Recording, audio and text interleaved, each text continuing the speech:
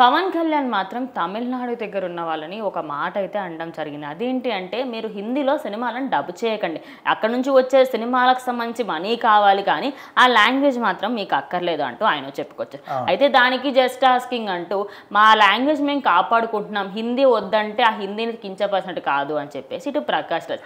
అసలు ప్రకాష్ రాజ్ని ఎవరేమన్నారు, ఆయన అసలు ఎందుకు రియాక్ట్ అవుతారు అంటే అక్కడ ఆయన రియాక్ట్ అవ్వాల్సిన అవసరం లేకపోయినప్పటికీ కూడా ఆయన రియాక్ట్ అవుతూ ఉన్నాడు.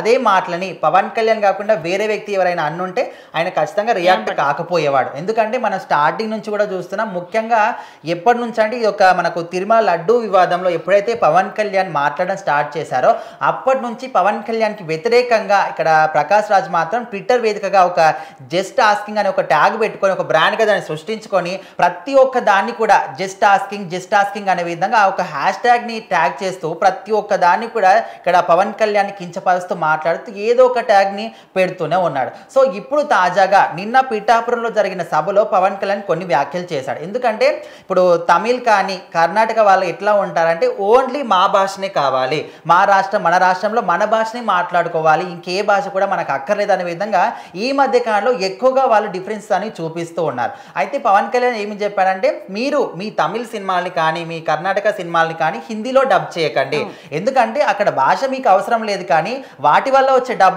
మాత్రం మీకు కావాలా అనే విధంగా ప్రశ్నించాడు. సో దానికి ప్రకాష్ రాజ్ ఎట్లా అంటే, వాళ్ళు హిందీ భాష గురించి మాట్లాడుతుంది ఎందుకంటే మీరు ఏదో హిందీ భాషను కించపరుస్తున్నారు, అట్లా మీరు ఏం అనుకోకండి, వాళ్ళు వాళ్ళ మాతృభాషను కాపాడుకోవడానికి చేస్తున్నారు, ఎవరన్నా చెప్పండ్రా బాబు జస్ట్ ఆస్కింగ్ అనే విధంగా ఆయన పవన్ కళ్యాణ్ వ్యతిరేకిస్తూ ఇది ఒక ట్వీట్ అని మాత్రం పెట్టాడు. అవసరం లేని ట్వీట్ అని చెప్తాను ఖచ్చితంగా. ఎందుకంటే ఈ మధ్య కాలంలో కన్నడ కానివ్వండి తమిళ్ కానివ్వండి రెండు భాషలలో ఏమైపోతుందంటే, అట్లంటే ఒక విధంగా మనము బేసిక్గా ఒక జనరల్ నాలెడ్జ్ థింగ్ అండి, మీరు నార్త్ సైడ్ ఎక్కడికి వెళ్ళినా కూడా అక్కడ హిందీ ఖచ్చితంగా అర్థమవుతుంది. బికాజ్ అక్కడ వాళ్ళందరూ అదొక హిందీ, వాళ్ళది బీహారీ అయినా సరే, వాళ్ళ అక్కడికి భోజ్పురి లాంగ్వేజ్ అయినా సరే కానివ్వండి, అదే కాకుండా జమ్మూ కాశ్మీర్లో ఒక డిఫరెంట్ లాంగ్వేజెస్ ఉంటాయి, అలా చాలా డిఫరెంట్ డిఫరెంట్ ఉంటాయి. మరాఠీ కానీ మన భారతదేశం అంటేనే అట్లా ఎక్కడైనా కూడా ఏ భాష అయినా ఎక్కడైనా ఉంటారు. ఎందుకు మన హైదరాబాద్ లో ప్రతి ఒక్క వేరే దేశం వాళ్ళు కూడా వచ్చి ఉంటారు, ప్రతి ఒక్క రాష్ట్రం వాళ్ళు ఉంటారు, ప్రతి ఒక్క దేశం వాళ్ళు ఉంటారు,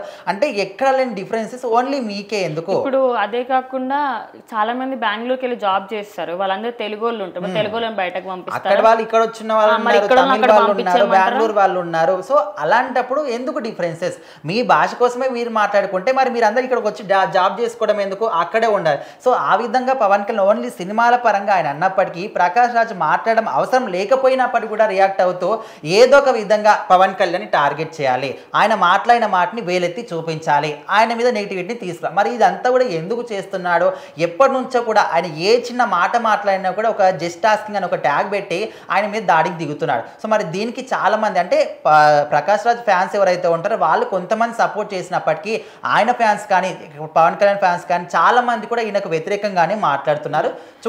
ఓవరాల్ గా ఇక్కడ లాంగ్వేజ్ ఇదంతా పక్కకు పెడితే వందలాది లాంగ్వేజెస్ ఉన్నాయి ఇండియాలో, వేరే దేశాలలో ఒక్కో లాంగ్వేజ్ లేకపోతే రెండు లాంగ్వేజెస్ ఉంటాయేమో, కానీ ఇక్కడ వందలలో లాంగ్వేజెస్ ఉన్నాయి, వేలలో మనుషులు కోట్లలో ఉన్నారు. మరి ఇంతమంది నివసిస్తున్నప్పుడు ఖచ్చితంగా అన్ని బ్యారియర్స్ దాటుకొని వెళ్ళాలి. ఏదైనా ఒక పర్టికులర్గా ఒక లాంగ్వేజ్ అనేది ఫిక్స్ చేసుకోండి. ఇప్పుడు ఎట్లయితే నార్త్ సైడ్ వెళ్ళినప్పుడు హిందీ అనేది ఫిక్స్ అయిపోయిందో, తెలుగు సైడ్ ఇప్పుడు సౌత్ సైడ్ వచ్చారు తెలుగా, తమిళ, మలయాళమా, కన్నడ, అదొక లాంగ్వేజ్ ఆల్ ఓవర్ అందరం ఒకటి నేర్చుకుందాం. So that will at side వాళ్ళు కూడా అదొక లాంగ్వేజ్ నేర్చుకొని వస్తారు. సో దట్ అందరికీ అదే లాంగ్వేజ్ అన్నట్టుగా ఉంటుంది. ఇప్పుడు లాంగ్వేజ్ బ్యారియర్స్ తీసుకొచ్చి కొత్తగా ఇంకో లొల్లి స్టార్ట్ చేయడం అవసరం అయితే లేదు. ప్రజెంట్ మాత్రం చూద్దాం ఇది ఇంకా ఎంత దూరం వెళ్తుంది. బికాస్ అక్కడి గవర్నమెంట్ అయితే ఇంకా కొన్ని కొత్త రూల్స్ కూడా, రూపీ అనేది ఏదైతే ఉంటుందో చిన్న కాయిన్, దాంట్లో కూడా వాళ్ళ ఏదైతే మలయాళంలో కన్నడలో ఉండాలో కన్నడ లాంగ్వేజ్ రాసి ఇవ్వాలంట రూపీ కాయిన్స్. అట్లా కొత్త కాయిన్స్ రావాలి అంటే ఒక్కొక్క స్టేట్ గవర్నమెంట్ కొత్త రూల్స్ అనేవి స్టార్ట్ చేసుకుంటున్నాం. సో అవన్నీ అవసరం లేదు. సో ఏదన్నా ఒకటి డిసైడ్ అయ్యి సెంట్రల్ గవర్నమెంట్ దీనిపైన ఏమైనా యాక్షన్ తీసుకుంటే బాగుంటుంది.